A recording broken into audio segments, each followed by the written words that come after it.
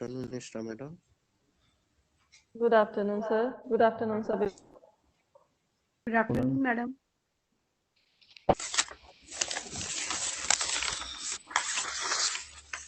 Good afternoon, ma'am. Good afternoon.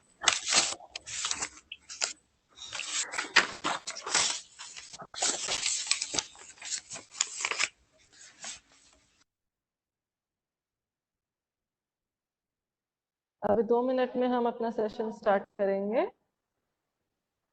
Before that I would like to say आप सभी participant से request है कि सेशन खत्म होने के बाद एक्टिवली उसमें पार्टिसिपेट कीजिए। जो भी आपकी क्वेरीज हैं वो अपना सामने लाइए।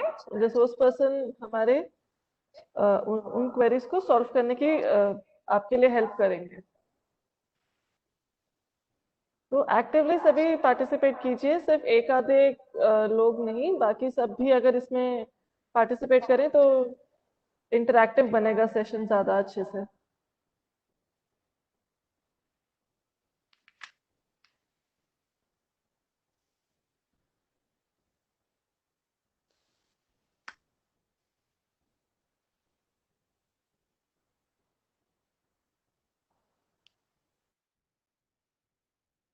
Jyotsna ma'am, are we ready? हम स्टार्ट कर सकते हैं जी। सो पार्टिसिपेंट्स, आज के हमारे फाइनल सेशन के लिए हमारे साथ मैरी ज्योत्सना मिंज मैम मौजूद हैं, जो कि प्रिंसिपल हैं GG-SSS न्यू कॉन्डली की। Jyotsna ma'am joined DOE as a teacher and consequently upon selection through UPSC, she joined as a principal in DOE. She, she says that she has learned and enhanced her growth by being in DOE. She is an active facilitator with SCERT through Cluster Leadership Development Program. She have attended various training programs organized by DOE and SCERT, such as that at IIM Lucknow in 2016, Jivan Vidya Shivir in 2018, Cambridge University in 2018, and has also attended the virtual sessions by IIM Ahmedabad in 2020. She was awarded in the category of Best School 2019 Education Ahead Conclave Award and was felicitated by the Office of DM East on International Day of Girl Child. She received the Best Principal Award by MLA Condley and SMC team and was also listed in State Teachers Award in 2020. So she is here today to guide us on admission and annual school calendar, timetable management and classroom observation. Welcome, Jyotsna ma'am. Thank you, Nishra ma'am. Thank you. Good afternoon, all the participants. सभी को congratulations, सभी को बहुत बहुत मुबारक. Can you hear me? सब सुन पा रहे हैं? Yes, ma'am. Thank you. ऐसे ही है ना, नेटवर्क इश्यूज सभी जगह है, लेकिन थैंक्स टू SCERT ऐसे पेंडेमिक और ऐसे कोविड समय पर भी उन्होंने इतनी बढ़िया व्यवस्था करी है आप लोगों की ट्रेनिंग के लिए, और ये ट्रेनिंग होती रहनी चाहिए. टॉपिक्स बहुत सोच समझ के लिए जाते हैं जो हमारे करंट टाइम से रेलेवेंट होते हैं, जो हमारे दिनचर्या हमारे काम से रिलेटेड होते हैं, ऐसे टॉपिक्स लेके आते हैं. तो thanks to SCERT and thanks to SCERT again. Nishtha ma'am, thank you for giving me this opportunity. I think this is the last batch आप लोगों का, and last again last time slot also. Thank you again, निष्ठा ma'am. मैं शुरुआत करती हूँ. आज का मेरे पास जो 4 टॉपिक्स दिए हैं ये बहुत जेनरिक है. आप लोग इनसे जुड़े हुए हैं. एडमिशंस हैं, एनुअल स्कूल कैलेंडर है, क्लासरूम ऑब्जर्वेशन है, टाइम टेबल मैनेजमेंट है. ये सभी जो शब्द हैं ये बहुत मिला जुला, बहुत सुना हुआ और करा हुआ परखा हुआ, ऐसे कई सारे हमारे साथी जो अभी वाइस प्रिंसिपल्स बन गए, मिशन इंचार्ज रहे होंगे. कई सारे साथी ऐसे भी हैं जो HOS बन गए हैं और धीरे धीरे इस नई पोस्ट को संभाल रहे हैं. नया नया जो हेड्स ऑफ द स्कूल्स का मजा भी ले रहे हैं अनुभव ले रहे हैं. तो हम लोग स्टार्ट करते हैं. एडमिशंस सभी जानते हैं कि जब ये आरटी एक्ट आया, राइट टू एजुकेशन एक्ट आया, और ये 2010 में 1 अप्रैल को इफेक्ट में आया, और इंडिया भी 135 देशों में से एक बन गया जिसने इसे एक फंडामेंटल राइट बना लिया कि हर एक बच्चा पढ़े। 6 से 14 साल के बच्चों के लिए ये कंपलसरी कर दिया गया है। आप इसमें मोटा माटी मैंने ये थोड़ा सा उठाया है कि compulsory and free education for all, teacher pupil ratio, special provision for special cases, quantity and quality of teacher, no discrimination and all growth, improving learning outcomes, monitoring compliance and being inclusive, age appropriate admission. तो based on this हमारे admissions में भी same चीजें हैं, लेकिन धीरे धीरे उनमें कुछ ना कुछ अंतर आता जाता है वक्त को लेके। जैसे इस समय पर हमने देखा कि कैसे ऑनलाइन एडमिशन्स हुए, जो बहुत इजी भी थे, ऐसा नहीं है, कहीं ना कहीं हमें प्रॉब्लम भी आई है, लेकिन इजी भी कर दिया गया। कुछ गाइडलाइन समय समय पर बदलते रहते हैं, आप लोग सभी अपने सर्कुलर्स को चेक करते रहते हैं, तो ये सारे स्कूल सर्कुलर्स हमारे अवेलेबल हैं वेबसाइट पे, तो ऐसा नहीं है कि आप लोग इससे वेल वर्स नहीं है। स्कूल ब्रांच टाइप करेंगे तो आपको सारे इंपॉर्टेंट सर्कुलर्स निकल आते हैं, चाहे वो 6 to 8 के लिए है, चाहे प्राइमरी के लिए है, चाहे नर्सरी के लिए, केजी के लिए है, 11th के लिए है। तो सीबीएसई नॉर्म्स जो भी हैं बेस्ड ऑन, क्योंकि हमारे सारे स्कूल सीबीएसई नॉर्म्स के ऊपर ही हैं, बेस्ड हैं, तो इसीलिए वही गाइडलाइंस हमारे स्कूल्स भी फॉलो करते हैं। तो नेक्स्ट स्लाइड में आप लोग देखेंगे कि हमारा जो वेबसाइट है www.edurelnic.in गवर्नमेंट स्कूल एडमिशंस, तो ये सारी इंफॉर्मेशन आज एक पेरेंट अपने स्मार्टफोन के माध्यम से सब कुछ अब सब कुछ वहां ले जा सकता है। ये भी मैंने वहीं से उठाया है। तो हमारे क्राइटेरिया, हमारे स्कूल्स के क्राइटेरिया क्या हैं, 6 to 12 के हैं, कुछ हमारे नर्सरी से 12th के लिए हैं, कुछ हमारे प्रतिभा है, कुछ हैं, एडेड स्कूल्स हैं। तो ये हमारे डायरेक्टरेट के अंदर ये सारी चीजें, ये भी आप लोग जानते हैं। उसके बाद हम देखते हैं एक मैंने FAQs बनाया है इसके नेक्स्ट स्लाइड में निष्ठा मैम, उसमें भी आप लोग देखेंगे plan admissions, feeder schools admissions, ये सारे इन सब चीजों से भी आप लोग वाकिफ हैं कि प्लान एडमिशंस किसे कहते हैं और नॉन प्लान क्या कहते हैं। ज्यादा प्रॉब्लम हम लोगों को नॉन प्लान में आती है, क्योंकि आप लोग कई सारे साथी एडमिशन इंचार्ज भी रहे होंगे, तो आप लोगों ने देखा होगा कि पेपर्स पूरे नहीं होते हैं, या वो स्कूल पहुंच जाते हैं और वो कहते हैं हमारे पास कोई भी कागज नहीं है, तो हमारा एडमिशन कैसे होगा। तो यहाँ एक और बात मैं कहना चाहूंगी कि 6 से 14 साल के बच्चे के लिए आप सभी जानते हैं राइट टू एजुकेशन है, तो उनके पास मात्र सिर्फ एक एड्रेस प्रूफ होना चाहिए जिससे कि वो अपने स्कूल में जो नियरिंग एरिया जो उसको पड़ता है वो स्कूल में एडमिशन ले सकता है। लेकिन अगर उसके पास एड्रेस प्रूफ भी ना हो तो क्या एक HOS उसको एडमिशन ग्रांट कर सकती है? बिल्कुल कर सकती है। आप लोग उसे प्रोविजनल एडमिशन दे सकते हैं। एक HOS एक लेटर हेड पे उसका फोटो लगाकर ये दे सकता है कि हमने प्रोविजनली बच्चे को स्कूल में एडमिट किया है, और हम फिर उसको उस पेपर के आधार पर वो अपना आधार कार्ड या बैंक का अकाउंट खोलकर अपना एड्रेस प्रूफ जनरेट कर सकते हैं। ये तो एक एक्सपीरियंस बेस में कह रही हूँ, क्योंकि मैंने भी STC स्कूल रन किया था, तो वहां पर हम लोगों ने जब बच्चों को ढूंढने निकले थे, जब हमने 30 का और 60 का 2 सेक्शंस बनाया, सेंटर्स होते हैं जहां पर हम लोग 6 से 14 साल के बच्चों को ढूंढते हैं और उन्हें अपने STC सेंटर्स में लाते हैं, उनके पेपर्स को बनाते हैं, क्योंकि ऐसे कई सारे बच्चे और पेरेंट्स ऐसे होते हैं जो ड्रॉप आउट हो, जो पढ़ाना नहीं चाहते हैं या उनके पास कोई कागज नहीं है, तो एक HOS भी इस तरीके से उनका मदद कर सकते हैं। यहाँ पर पिछले बैच में एक साथी ने एक ऑब्जेक्शन उठाया था कि कैसे एक HOS ऐसे मदद कर सकता है, तो मैंने कहा ऐसा नहीं है। SMC के माध्यम से हम कम से कम देख तो सकते हैं कि वो कहाँ रह रहा है, उसको फिजिकली वेरीफाई कर सकते हैं, ऑथेंटिसाइज कर सकते हैं, और उस तरीके से उसके पेपर को बनाने में हम मदद कर सकते हैं। कहने का मतलब ये है कि आज अगर राइट टू एजुकेशन एक्ट अगर एक फंडामेंटल राइट बन गया है, तो एक स्कूल अथॉरिटीज और एसएमसी और टीचर्स मिलके बच्चों को पेपर्स, बच्चे के पेपर या पेरेंट के पेपर बेसिकली एड्रेस प्रूफ को बनाने के लिए सक्षम है, कर सकते हैं एसएमसी के माध्यम से।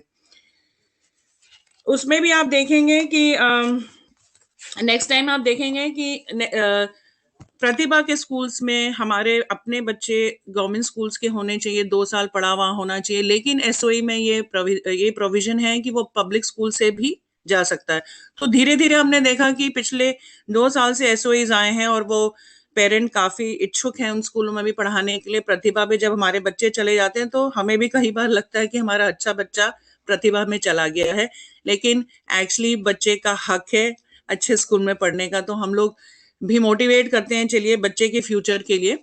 तो ये सारी मोटा माटी बातें यहाँ पर आती हैं। उसी तरह से 11th के एडमिशन्स में हम लोग आते हैं, तो 11th के एडमिशन्स में भी बहुत बार आप देखेंगे कि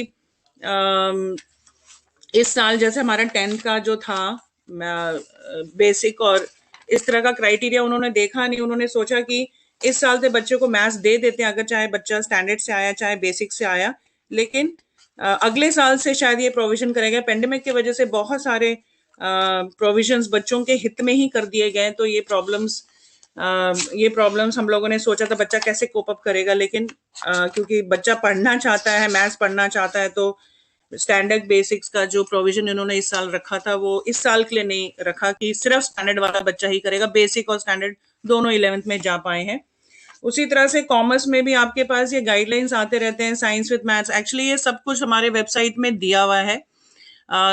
हमारे सारे एडमिशन जो प्रोसीजर्स हैं वो सारी चीजें दी हुई है। CWSN चिल्ड्रन के साथ भी एक है कि मैक्सिमम अपर एज लिमिट जो HOS के पास है वो 4 साल है। जैसे 9th क्लास में 17 या 18 साल तक बच्चा एडमिशन ले सकता है।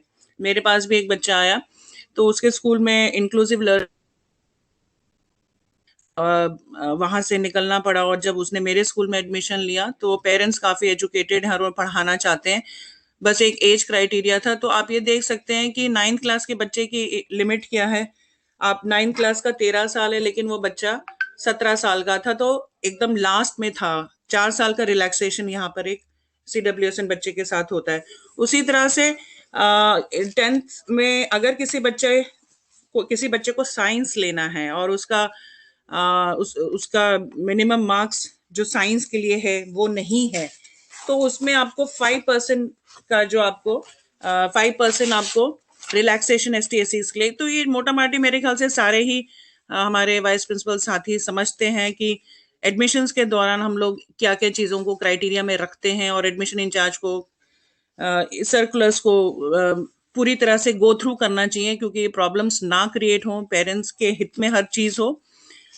और मैं चाहूंगी कि एज HOS या एज वाइस प्रिंसिपल्स आप लोग एक कोर ग्रुप बनाए, बच्चों की काउंसलिंग करें, क्योंकि बहुत बार बच्चा एडमिशन अपने उस सब्जेक्ट को ले लेता है, शायद वो उसके लिए अपने दोस्तों के चक्कर में आ जाता है। तो इस तरह के समय समय पर आप लोग 10th के बाद या एडमिशन्स के पहले जब उनके नंबर आ जाते हैं तो थोड़ा सा काउंसलिंग करते रहें, क्योंकि बिना काउंसलिंग के बच्चे बिना आगे वो क्या करना चाहते हैं उस तरीका माइंडसेट कर लें तो ये ज्यादा बेटर रहता है।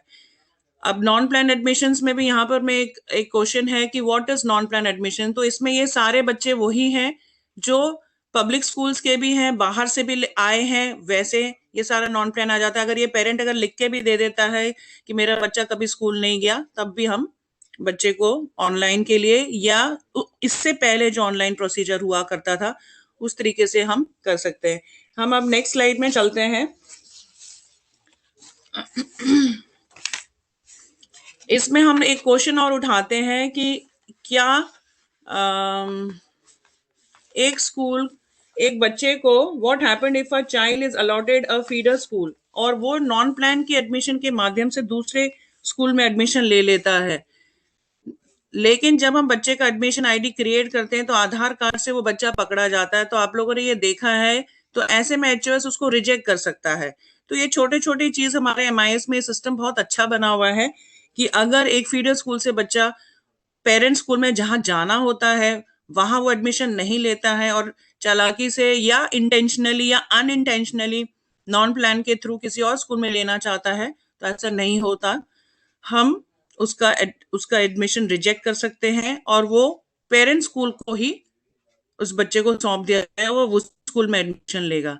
बाय चांस अगर उसे ऑनलाइन बाद में वैसे ट्रांसफर कराना है, कुछ भी कॉम्प्लिकेशन है, एड्रेस प्रूफ है, तो ये सारी चीजें बाद में हो सकती है। लेकिन नॉन प्लान में इस तरीके से चला के बहुत बार पेरेंट भी करते हैं या अनइंटेंशनली या इंटेंशनली करते हैं। फीडर स्कूल के बारे में जानकारी अगेन हमारे वेबसाइट में है, तो पेरेंट्स जब भी आते हैं तो वो पूछते हैं कि हम कौन से एरिया में बिलोंग करते हैं, हम कौन कौन से स्कूल में अप्लाई कर सकते हैं, तो ये सारी इंफॉर्मेशन हमारे वेबसाइट में भी है। फिर उसके बाद मैंने जैसे बोला कि नेक्स्ट स्लाइड में कि कौन सा डॉक्यूमेंट है 6 to 8 के लिए, तो सिर्फ एक एड्रेस प्रूफ है, जो मैंने शुरू में आप लोगों से बोला कि अगर पेरेंट के पास अगर कुछ भी नहीं है, एड्रेस प्रूफ नहीं भी है, तब भी एचओएस उनकी मदद कर सकता है। लेकिन इस बार हम लोगों ने देखा कि कैसे ऑनलाइन रजिस्ट्रेशन में ये सारे पेपर्स होना बहुत जरूरी था, तभी आप उस इंफॉर्मेशन को भर सकते हैं। रेंट एग्रीमेंट, ज्यादातर लोग ये समझते हैं कि will rent agreement be considered as a valid ID proof. ये it may not be considered. बहुत साल पहले हमारे स्कूलों में रेंट एग्रीमेंट के बहाने से स्कूलों में चल जाता था, लेकिन आजकल हमारे सारे गवर्नमेंट स्कूल्स में लगभग पिछले एनरोलमेंट बढ़ी है, क्योंकि सिस्टम या एजुकेशन या वातावरण या इंफ्रास्ट्रक्चर क्वालिटी सब कुछ बहुत बढ़िया हो गया है कि अब पेरेंट्स और लोकल सब यहाँ पर आना चाहते हैं। हर एक गवर्नमेंट स्कूल मेरे हिसाब से अच्छा हो गया है। मैं समझती हूँ आप लोगों ने भी, जिनको 20-20 साल या 25 साल भी हो गया होगा, आप लोगों ने भी सिस्टम में बहुत चेंजेस पाए हैं, तो इसलिए हमारा एजुकेशन सिस्टम भी काफी एक्सप्लोर कर गया है, काफी प्राइवेट स्कूल का मुकाबला कर रहा है। अभी भी ऑनलाइन टीचिंग में भी देखिए हमारे टीचर्स बहुत सक्षम हो गए हैं क्लासेस लेने के लिए। वो बात अलग है कि हमारे बच्चे शायद मोबाइल या डेटा का पैसा इतना नहीं हो पाता, अदरवाइज टीचर्स ने कोई कमी वहां पर भी नहीं छोड़ी है पढ़ाने के लिए। रेगुलर क्लासेस में भी आप लोग देखते हैं कि 5.5 घंटे में 8 पीरियड लेना, वो भी अपने आप में 30-30 40-40 मिनट का पीरियड होना, क्योंकि एक स्कूल को 6 घंटे मिलना, लेकिन 6 घंटा भी नहीं मिल पाता हमारे डबल शिफ्टेड स्कूल के कारण। तो 5.5 घंटे में ही हमें उस को रखना जिसमें हमें सारी चीजें करनी है। तो उसमें अभी हम जैसे जैसे आगे नेक्स्ट टॉपिक में बढ़ेंगे तो देखेंगे कैसे टाइम टेबल को भी मैनेज करना है, एनुअल स्कूल कैलेंडर को भी मैनेज करना है, स्कूल के सारे सिस्टम्स जो 220 दिन में जितना भी हमारा करिकुलम होना है वो पूरा करना है। तो स्टार्ट करते हैं हम लोग एडमिशन, तो बहुत सारा वक्त हमारे अप्रैल और जून जुलाई निकल जाता है। तो हमको प्लान करना है कि एडमिशंस कितने घंटे कितने समय हमें सुबह का समय रखना है या मीटिंग आवर्स रखना है, क्योंकि सारा वक्त अगर हम एडमिशंस करते रहेंगे ये भी सही नहीं है। तो एक एचओएस के लिए, एक आपके टीम के लिए आपको चीजों को व्यवस्थित करना है कि जो भी प्रोग्राम या जो भी चीज हो रही है उस महीने उसको टाइम से पूरा करना है। तो ये तो एक एडमिशंस मोटा माटी यही रहा कि एडमिशंस के लिए क्या चाहिए। साइट हमारा वेबसाइट बहुत इंफॉर्मेटिव है, आप उसमें से कुछ भी इंफॉर्मेशन ले सकते हैं। आपके सभी के मोबाइल में अपने पासवर्ड से आप लोग देखते ही रहते हैं। आपके स्कूल के बाहर आप अपना नोटिस बोर्ड रखिए, मेन इंफॉर्मेशन एडमिशन से रिलेटेड वो चीजें आप लोग डिस्प्ले करिए। सजेशन बॉक्स लगाएं, टाइम टू टाइम उसमें सर्कुलर्स चेंज करते रहें, टाइम टू टाइम अपने कॉरिडोर्स अपने ऑफिसेज में ये सारे प्रोसीजर्स को हिंदी इंग्लिश में अच्छे से डिस्प्ले करके रखें, ताकि पेरेंट्स जो भी आता जाता है उन्हें वो समझ पाए कि हमारे डायरेक्टरेट में इस सर्कुलर के माध्यम से ये चीजें अभी हो रही हैं। तो ये बहुत बार हम भूल जाते हैं और बार बार एक एचओएस का एक या वाइस प्रिंसिपल का या हमारा टाइम वेस्ट होता है कि हम पेरेंट्स को बार बार, वो बात तो है कि हमें पेरेंट्स को मिलकर ही, क्योंकि कई पेरेंट्स पढ़ने के बाद भी ऑफिस में आते हैं और पूछते हैं नहीं हमें एचओएस से ही मिलना है, हमें वाइस प्रिंसिपल मैडम से ही मिलना है, सर से मिलना है, जब तक हम उनसे मिलेंगे नहीं तभी हमें नहीं होगा। पर एक जनरल एक बात ये बोल रहे हैं कि सारे इंपॉर्टेंट सर्कुलर्स एडमिशंस रिलेटेड और भी इंफॉर्मेशन जो आते हैं वो टाइम टू टाइम हम डिस्प्ले करते रहें। लास्ट के 10-15 मिनट में मैं आप लोगों के साथ फिर से एक इंटरेक्शन कर लेंगे। आप लोगों को लगता है कि कुछ बातें ऐसे हैं जो हम शेयर करना चाहते हैं, क्योंकि जब हम शेयर करने लगते हैं तो बहुत सारी इन्फॉर्मेशन मुझे भी नहीं पता होगा, शायद मुझे आप लोगों से इंटरेक्ट करके मुझे भी पता चले। लास्ट का कुछ 5-7 मिनट हम लोग इंटरेक्ट करेंगे। अभी हम लोग नेक्स्ट में चलते हैं, क्योंकि एडमिशन्स मेरे ख्याल से हम सभी डिपार्टमेंट से हैं और सभी समझते हैं कि एडमिशन का प्रोसीजर क्या है, चाहे वो नर्सरी क्लास हो, चाहे वो केजी है, चाहे वो 6 to 8 है, चाहे वो 9th है, चाहे वो 11th है। ग्रेजुअली बीच बीच में भी कुछ आ जाता है तो उस पर भी हम बात करेंगे।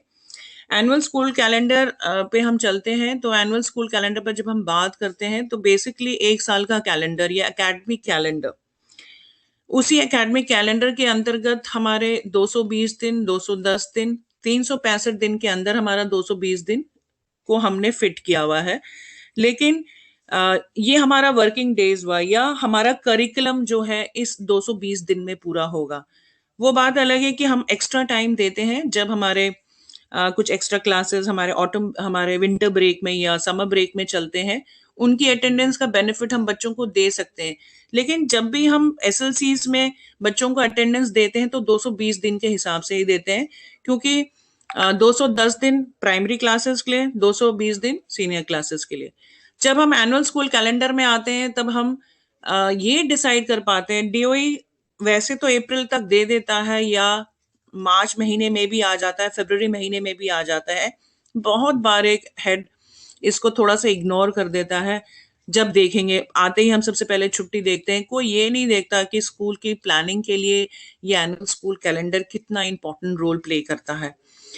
हम ये डिसाइड कर पाते हैं कि एडमिशन्स कब तक खत्म हो जाएंगे, हम अपने यूनिट टेस्ट कब शुरू कर पाएंगे, हम अपने एनटीएससी एग्जाम्स या जेएसटी एग्जाम्स या साइंस एग्जीबिशन को कब प्रिपेयर कर पाएंगे, बच्चों को किस प्रोजेक्ट पे काम दे पाएंगे। तो ये सारी चीजें इस एनुअल स्कूल कैलेंडर के माध्यम से, क्योंकि ये कैलेंडर हमारे बच्चों की डायरी में भी होता है। जनरली हम अपनी प्लानिंग करते हैं अपने बच्चों की डायरीज को देख के या अपने सीएल्स को मैच करके कि यहाँ हम एक सीएल ले ले, वहाँ सीएल ले ले और हमारा भी आउटडोर हो जाए। बिल्कुल करें, ये बहुत जरूरी है। ये प्लानिंग ही देता है कि हम अपनी पर्सनल लाइफ को भी अपने प्रोफेशनल लाइफ के साथ कैसे बैलेंस कर सकें और अपना पूरा वक्त स्कूल को भी दे पाए, ताकि कोई भी बच्चा या हमारा कोई भी टीचर जो छुट्टी प्लान कर रहा है वो स्कूल को किसी भी तरह से उसको लॉस ना हो। तो हम यहाँ पर टेंटेटिव डेज के माध्यम से लोकल टूर ऑर्गेनाइज कर सकते हैं। हम अब इस साल तो काफी सारे स्कूल्स ने ई मैगजीन्स निकाली है। उसी तरह से हमने देखा कि कैलेंडर के हिसाब से जो भी करिकुलम ऑर्गेनाइज होना था ऑनलाइन हुआ, चाहे वो स्पोर्ट्स एक्टिविटी को लेके था, चाहे वो कला उत्सव को लेकर था, चाहे वो एल को लेकर था।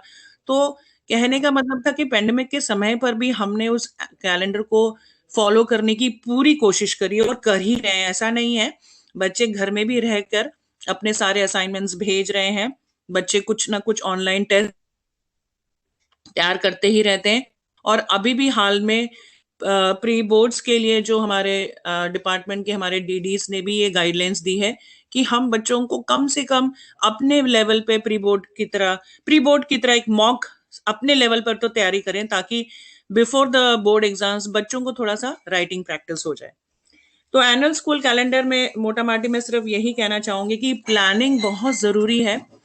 प्लान नहीं करते हैं तो हम एग्जीक्यूट नहीं कर पाते हैं, और जब हम उस वक्त पर पहुंच जाते हैं तो हम ये सोचते हैं नहीं, पीछे चलना चाहिए था या हम कर लेना चाहिए था, ताकि हम टाइम को बहुत अच्छे से यूटिलाइज कर पाते। तो प्लानिंग इसीलिए ही यहाँ पर जरूरी है कि आप ये मोटा माटी ये देख पाएंगे कि लगभग हम लोग एनुअल डेज कब करते हैं, स्पोर्ट्स डे हम कब करते हैं, रिलीज ऑफ स्कूल मैगजीन कब करते हैं, साइंस वीक का ऑर्गेनाइजेशन कब करते हैं, हैप्पीनेस ईएमसी की एक्टिविटीज कब करते हैं।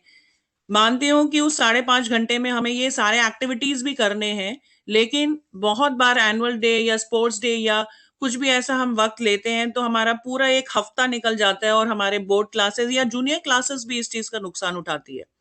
उसी प्रकार से हमारे जो आउटडोर एक्टिविटीज होती हैं, लोकल टूर्स होती हैं, तो उसमें भी पूरा स्कूल, चाहे हमारा कुछ ही पोर्शन स्कूल जा रहा है लेकिन टीचर्स भी उसके साथ जाते हैं, तो पूरा स्कूल का सिस्टम थोड़ी देर के लिए, 1 हफ्ते के लिए, 4-5 दिन के लिए हिल जाता है।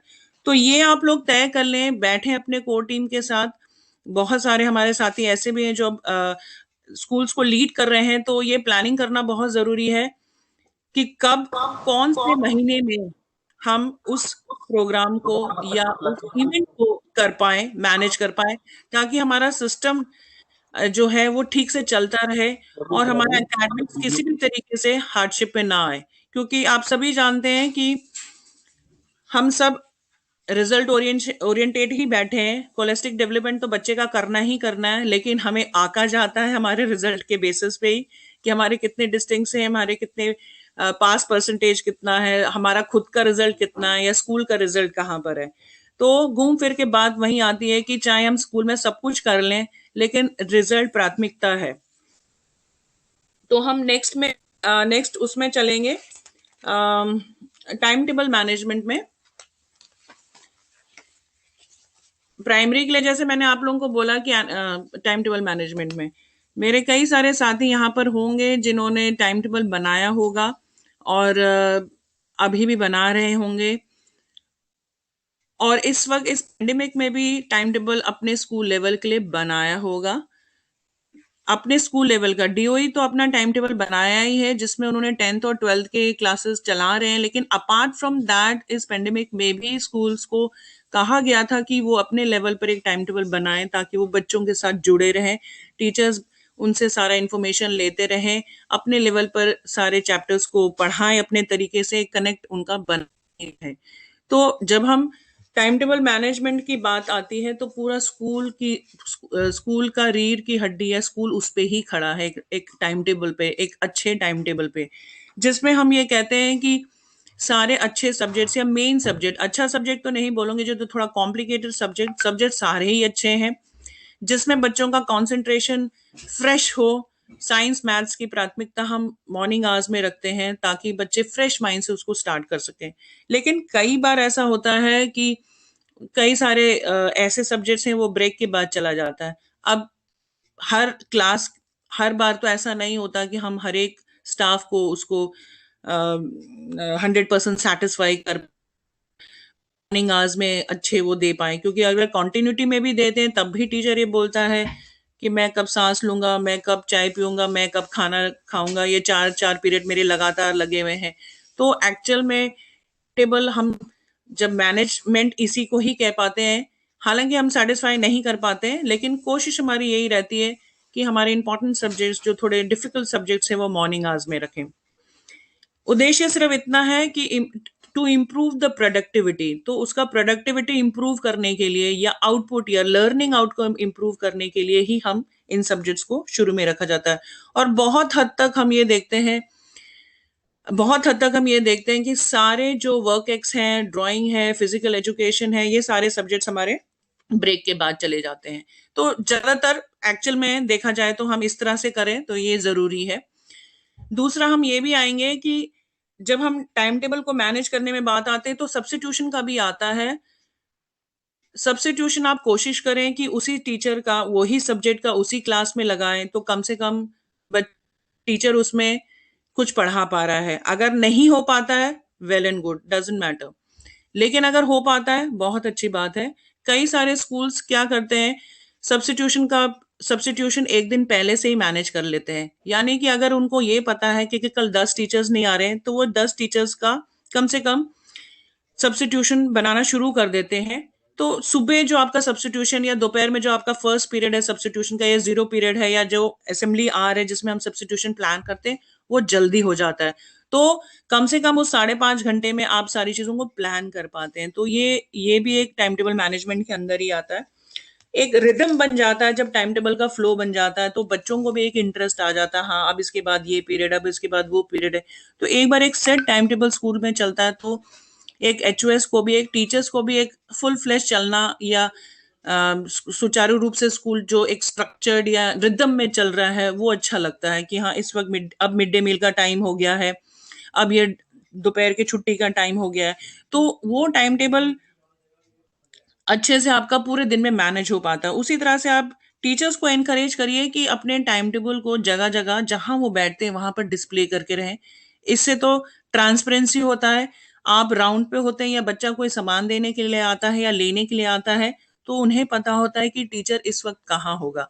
तो ये छोटी छोटी चीजें हैं जो आप लोग भी अपने टीचर्स के साथ इनकॉर्पोरेट कर सकते हैं कि जैसे बच्चे को भी हम सिखाते हैं कि अपने टाइम टेबल को मैनेज करो बेटा, अपने स्टडी टेबल के सामने एक टाइम टेबल को बना के रखो और उसे टिक मार्क करते रहें कि आज हमारा इतना पोर्शन हो गया है, नेक्स्ट हमें ये करना है। तो ये हमें एक रूटीन देता है, ये हमें एक प्रैक्टिस देता है, ये हमें सही टाइम पर हमारे सारे काम हो जाएं इस चीज का इस चीज की अनुमति देता है, या इस चीज की प्लानिंग देता है, या और हमें भी सेटिस्फैक्शन फील होता है कि हाँ हमारा आज का दिन एक कंस्ट्रक्टिवली गुजरा। ये कभी नहीं हमें लगता कि नहीं आज का दिन बेकार हो गया, या आज बच्चों को मैंने कुछ पढ़ाया नहीं। तो ये छोटी छोटी चीजें जो है, हम अपने इन छोटी छोटी चीजों को हम लोग प्रैक्टिस कर सकते हैं। With the help of the timetable management system, schools can easily manage the timetable and improve the productivity and the management of the class, seminars and important announcements. कई बार क्या होता है कि हमारी असेंबलीज समय से ज्यादा हो जाता है, उसको भी आप लोग बांटिए, उसको उसको भी आप लोग बांटिए कि 6 to 8, जैसे मैं अपने स्कूल के बारे में बोलूंगी तो मेरी भी 4-4,500 की स्ट्रेंथ है। अगर मैं 4,500 बच्चों को मॉर्निंग आवर्स में पूरा 20 की जगह 40 मिनट का अगर मैं उनका असेंबली ले लेते हैं, तो आप सोचिए कि 20 मिनट की जगह और 20 मिनट लगेगा। वो मैं मानती हूँ कि एक मॉर्निंग में एक असेंबली होना बहुत जरूरी है, लेकिन अगर आप क्लास वाइज असेंबली करते हैं तो आप ये पाएंगे कि ये बहुत ऑर्गेनाइज है। 6 to 8 में 6, अगर आपके पास 6 दिन है तो 6 दिन के हिसाब से आप अपना बांट लीजिए असेंबली को भी, और असेंबली का भी 20 मिनट का वक्त है वो यूटिलाइज करिए। इस टाइम टेबल में आप लोग zero period, extra period, remedial classes ये सारा बना के रखें, ब्लॉक पीरियड सब बना के रखें, क्योंकि हम ये सोचते हैं जब सर्कुलर आएगा तब हम उस चीज को फॉलो करेंगे। लेकिन मेरा मानना यह है कि जब हम टाइम टेबल का एक शेप दे देते हैं तो उसी वक्त हमें एक जीरो पीरियड का भी टाइम टेबल बनाए, जिस वक्त कम से कम टीचर को 20 मिनट और मिलता है अपने बच्चों के साथ जुड़ने का, उनमें वो इंपॉर्टेंट क्वेश्चंस को कर पाती हैं।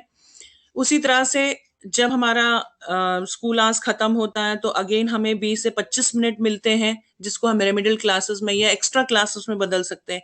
फिर हम वेट करते हैं कि सर्कुलर आएगा, फिर हम करेंगे। लेकिन एक टीचर के लिए बहुत जरूरी है, और एज हेड्स और एज वाइस प्रिंसिपल जब आप लोग स्कूल्स को लीड करेंगे तो ये बहुत जरूरी है कि हम पहले से ही उन बच्चों को आइडेंटिफाई करके रखें जो मार्जिनली लेवल से पास होकर दूसरी क्लास में आए। तो पहले ही दिन से हमें पता रहेगा कि हमें इन बच्चों के साथ टच में रहना है। जरूरी नहीं कि उन बच्चों के साथ साथ हम अच्छे बच्चों को भूल जाएं, अच्छे बच्चों को भी टाइम टू टाइम उनको ज्यादा टाइम दे सकें ताकि वो अच्छा स्कोर कर सके, 90 एंड अबव स्कोर कर सके, क्योंकि बच्चे के लिए भी जरूरी है, स्कूल के लिए भी जरूरी है कि बच्चा एकेडमिक एक्सीलेंस दे पाए। तो class wise time table, teacher wise time table, free time table, zero period, remedial classes, extra classes, block periods, तो ये सारा आप लोग 2 से 3 या 4 लोगों का आप लोग टाइम टेबल टीम में आप लोग डाल सकते हैं, और इसको शुरू से ही बना रखिए, फरवरी आप लोग बना, ताकि ये जब ये अप्रैल में आ जाए, फंक्शनल में आ जाए। होता क्या है, बहुत बार हमारा जो बाकायदा टीचिंग का टाइम है अप्रैल का समय, वो हमारा रह जाता है, क्योंकि हमारे कई सारे साथी पेपर चेकिंग में गए हैं।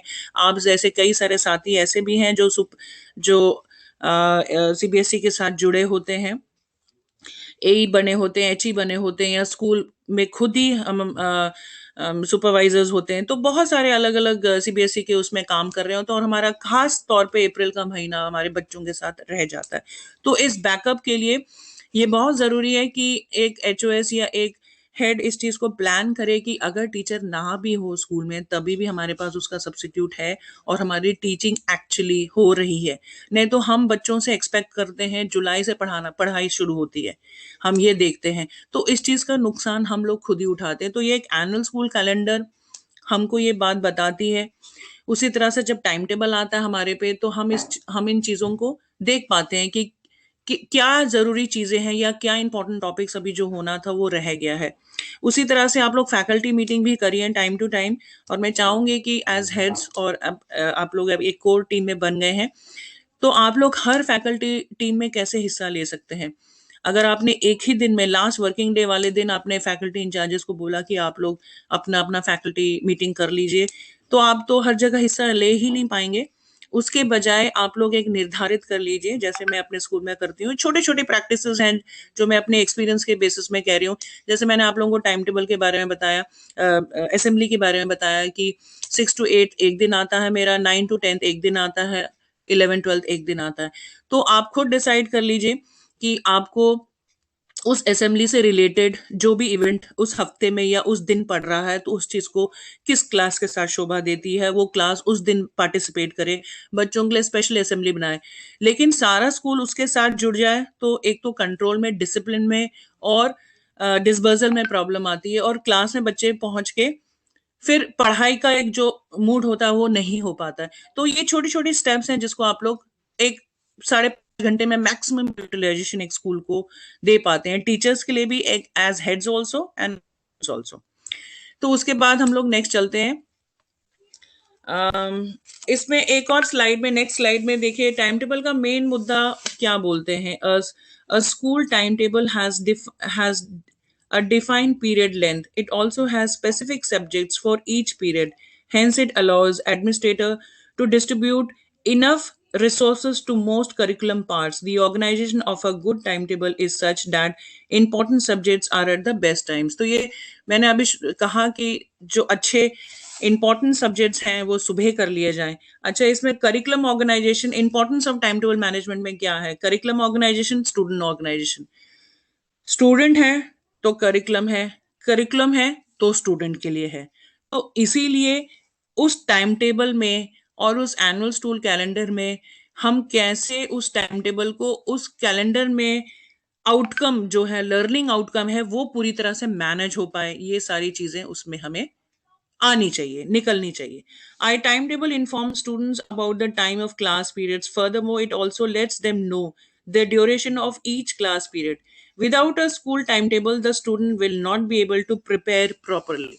जैसे मैंने शुरू में आपने आपसे कहा कि एक टाइम टेबल होना, एक रूटीन होना एज एन इंडिविजुअल बच्चों के लिए भी और हमारे लिए भी बहुत ज़रूरी है। हम भी ये देख रहे हैं कि हमारे स्कूल में भी लगभग सभी स्कूलों में रोस्टर फॉलोअर हो रहा है, और एज पर नीड हम लोग एचओएस ने या आप लोगों ने डिसाइड किया है कि कौन सा टीचर कब आएगा। लेकिन बहुत बार मैं ये भी बोलूँगी एज हेड्स, जब टीचर्स रोस्टर में आते हैं और कई सारे काम ऐसे होते हैं कि उसको हमें डबली मतलब कराना पड़ता है, या मैनेजमेंट जो होता है इस समय बहुत अजीब सा है, क्योंकि पेंडेमिक का समय, हम किसी को ज्यादा हार्शली भी नहीं कर सकते हैं। लेकिन यहाँ पर कई सारे टीचर साथी ऐसे भी हैं जो इसका एडवांटेज उठा रहे हैं।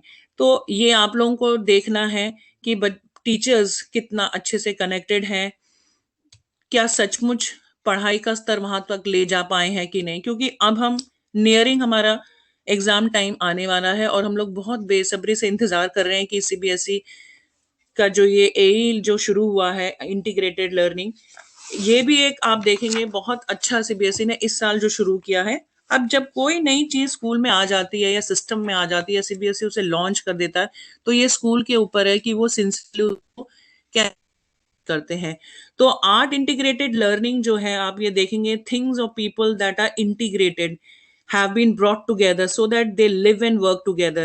They are no longer apart or segregated. When something is integrated, it's united. Different things are now together. तो एक जस्ट मैंने गूगल किया, क्योंकि आज हमारे कई सारे ऐसे साथी हैं जिन्होंने अभी सीबीएसई का गूगल मीट अटेंड किया, जिसमें हमने ये जाना समझा कि एक्चुअल में ये है क्या। तो घुमा फिरा के सभी सब्जेक्ट्स का इंटीग्रेशन या सिक्किम के साथ हमारा जो जुड़ाव है, तो कैसा आर्ट इंटीग्रेशन है, आर्ट कैसे टीचिंग में उतारना है, या टीचिंग को हमें आर्ट के साथ कैसे इंटीग्रेट करना है। तो जैसे हम कई बार हम सोलो डांसेस देखते हैं या कोई थीम देखते हैं, चाहे एक पोस्टर कंपटीशन है। चलिए, अब एसएसए का कुछ एक कंपटीशन है, बच्चों का कोविड से रिलेटेड पोस्टर जाना था, तो उस पोस्टर में भी हम देखते हैं कैसे उस आर्ट फॉर्म में, एक ड्राइंग फॉर्म में एक पोस्टर अपनी सारी बातें कह पा रहा है। तो हम भी ये चीज, हमें बच्चे की सोच को बढ़ानी है कि कैसे वो अपने पिक्चर्स के माध्यम से, अपने पोस्टर के माध्यम से उस टॉपिक को उस कागज में कैसे दर्शाता है। तो ये भी एक सोच है, बच्चे की सोच ही को तो हमें डेवलप करना है, उसके कॉन्फिडेंस को, ही तो डेवलप करना है, तो स्कूल का काम ही क्या है। तो हम टीचर्स का काम ही क्या है, बच्चों को सोचना, क्रिटिकली उनको सोचने पे मजबूर करना, ताकि उनके लर्निंग आउटकम्स बेहतर हो सके। एक अच्छा सिटीजन, एक एक पूरी तरह से बैलेंस बच्चे को हम पैदा करके दें 17-16 साल में, ताकि ये ना हो कि बच्चा कभी ऐसे, कोविड के समय पर भी बच्चे इतने डिप्रेशन में हैं, कई बच्चे बात नहीं कर रहे हैं, या घर के हालात ऐसे हैं, या कई बच्चे, हमें कहना नहीं चाहिए, कहीं ना कहीं सुसाइडल केसेस भी सुनने को मिले हैं कि इतने मार्क्स नहीं आए, वो नहीं आए। तो मेंटल वेलबींग इस समय पर हम जैसे मेच्योर्ड लोगों का भी मेंटल वेलबींग कहीं ना कहीं हद तक दबा ही है, क्योंकि हमें, man is a social animal, मतलब हम सब एक सामाजिक प्राणी है, हम सबको समाज में जीने की आदत है। अकेले जीना सच में बहुत मुश्किल है, परिवार में तो हम साथ में है ही हैं, लेकिन जब हम लोग समाज में बाहर निकलते हैं, बच्चों के साथ बाहर निकलते हैं, तो हमारी सोच, हमारी ऊर्जा, हमारे काम करने की शैली, वो सब बहुत अच्छा लगता है। लेकिन आज उन सब चीजों में मानो जैसे फुल स्टॉप या कॉमा लग गया है। लेकिन सीबीएसई और डायरेक्टेड उसको चला रही है इस पेंडेमिक, क्योंकि जान है तो जहान है। इसीलिए जिस भी समय के अवसर के हिसाब से हम जो चीज जैसे कर पाए करें, ये हमारा उद्देश्य रहा है। तो यहाँ पर मैंने अभी आप लोगों से टाइम टेबल मैनेजमेंट में यही बोला। अब मैं यहाँ होंगे कि डिस्पोजल के साथ रिसर्च होता है, तब भी जब वापस क्लास में बच्चे आते हैं तब भी मुश्किल आती है। तो मैं फिर अपने एक्सपीरियंस बेसिस में बोलूंगी कि यहाँ पर मैंने प्रीफिक्स बनाए हैं, यहाँ पर, या जो टीचर जहां जहां बैठे हैं उन लोगों की ड्यूटी लगाई है, डिसिप्लिन ड्यूटी लगाई है, ताकि बच्चे टाइम से अपने अपने क्लासों में जा पाए, और अपने और टाइम से क्लास में पहुंचे, तो टीचर अपना फिफ्थ पीरियड या ब्रेक के बाद वाला पीरियड टाइम से शुरू कर पाए। तो फिर से मैं बोलूंगी, जब मील डिस्ट्रीब्यूशन होता है तो मेरे यहाँ भी कम से कम 30 सेक्शन है, 6 to 8। तो ये 30 बच्चा अगर उस 20 मिनट में खाना डिस्ट्रीब्यूट और खाएगा और क्लास में जाएगा, कैसे हो पाएगा? मैनेजमेंट बहुत मुश्किल है। तो हम लोगों ने अपने स्कूल में एक बड़ा अच्छा सिस्टम किया है कि बास्केट्स खरीदे, उसमें लंच बॉक्सेस डाले हैं, बच्चों के नाम लिखे हुए उस लंच बॉक्सेस में, चाहे वो मार्कर पेन से हैं या स्टिकर्स हैं। तो मॉनिटर्स उन्हें सेकेंड या थर्ड पीरियड में उन बास्केट्स के अंदर उन लंच बॉक्सेस को मिड डे मील काउंटर में ले जाती हैं, और जब वो लंच भर जाता है तो वो आधे घंटे के बाद वो अपनी क्लासों में ही उस बॉक्सेस को ले आते हैं। तो ना खाना ऊपर जाता है क्लासों में, ना बच्चे नीचे आते, ना लाइन लगती है। तो खाने के लिए सिर्फ 4 बच्चे अपॉइंट किए हैं या 6 बच्चे किए हैं, जो अपने बास्केट्स और लंच बॉक्सेस को लेके मिड डे मील काउंटर में जाते हैं। वहां से वो खाना भरा जाता है, और वो खाना बास्केट से ही ऊपर आ जाता है, और क्लास में ही बच्चे खा पाते हैं। तो थोड़ा सा ये होता है कि मिड डे मील काउंटर भी मेरा साफ सुथरा रहता है। हालांकि पहले ज्यादा रहता था, लेकिन जब हम लोगों ने ये प्रोसेस शुरू किया तो कॉरिडोर्स, क्लासरूम्स, ये थोड़ा पहले से काफी नीट हो गया। नहीं तो हमारा मिड डे मील काउंटर और बाकी वाला जो एरिया है, बहुत मिसमैनेजमेंट रहता था, क्योंकि लगभग 1800 बच्चों ने खाना लेना है, और 1800 से 2000 बच्चों ने खाना लेना है, और सबको नहीं मिल पाया, किसी को मिला, किसी को नहीं मिला, किसी सेक्शन को कम पड़ गया। तो ये सारी छोटी छोटी चीजें हैं जो हम अपने पे फेस करते हैं, तब उसके लिए कुछ एक सिस्टम बनाते हैं, और उस सिस्टम में उस टाइम को मैनेज कर पाते हैं। तो ये छोटी छोटी चीजें हम जब डिस्कस करते हैं टीचर्स के साथ, एसएमसी मेंबर्स के साथ, या फिर आसपास के स्कूलों में कोई एक अच्छी चीज हुई है, उसके माध्यम से हम भी उस नए चीज को अपने स्कूल में इनकॉपरेट कर पाते हैं। तो ये छोटा छोटा सा एक मुहिम था जो मैंने अपने स्कूल में शुरू किया मिड डे मील के लिए, उसी तरह से असेंबली के लिए, उसी तरह से डिस्बर्सल के लिए भी। तो डिस्बर्सल में भी यही है कि सबसे पहले 5 मिनट पहले छोटी क्लास, क्योंकि फिर से मैं बोलूंगी 4500 बच्चा एक गेट से बाहर निकलना, और दूसरे गेट से दूसरे शिफ्ट के बच्चों का आना, और फिर हमारे टीचर्स की गाड़ियों से जाना, उनकी गाड़ी आना। तो मेरे ख्याल से लगभग सभी स्कूलों में इस तरह की परेशानी रहती है। और जहां मेरे जैसे स्कूल में जहां 8000 बच्चों का आना जाना रहता है, तो ये मैनेजमेंट हमें अंदर भी और बाहर भी रखनी है सेफ्टी के हिसाब से। तो उसको भी आप कैसे मैनेज करेंगे? तो विंग वाइज डिस्बर्सल करिए, टीचर्स की भी ड्यूटी लगाइए, रजिस्टर्स बनाइए। तो ये भी सारा आपका मैनेजमेंट के अंदर आ रहा कि आपने एक इफेक्टिव मैनेजमेंट टाइम टेबल को और एक स्कूल को कैसे मैनेज किया। तो उसी तरह से छोटे बच्चों को वक्त मिल जाएगा निकलने का, और कोई स्टैम्पीड नहीं होगा।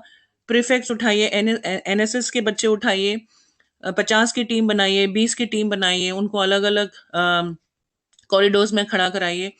तो जब हमारे बच्चे इस तरीके से लाइन में खड़े रहते हैं और बच्चों को डायरेक्ट करते हैं, तो बहुत पब्लिक स्कूल की तरह हमारा ये एक एम्बियंस बनता है और बच्चों के अंदर ये डिसिप्लिन आता है कि हमें दौड़ भागना नहीं है, हमें बिल्कुल सीधे लाइन से लाइन बाहर निकलना है। तो एक टीचर के लिए भी, पेरेंट के लिए भी और बच्चे के लिए भी बहुत सिस्टम और डिसिप्लिन रहता है। टीचर के लिए बहुत इजी रहता है कि हाँ, कोई स्टैम्पेड नहीं है, क्योंकि हम भी ये देखते हैं कि टीचर्स की जब ड्यूटी लगती है तो उन्हें भी डर रहता है कि स्टैम्पेड हो जाएगा, बच्चे हमारे कंट्रोल में नहीं आएगा।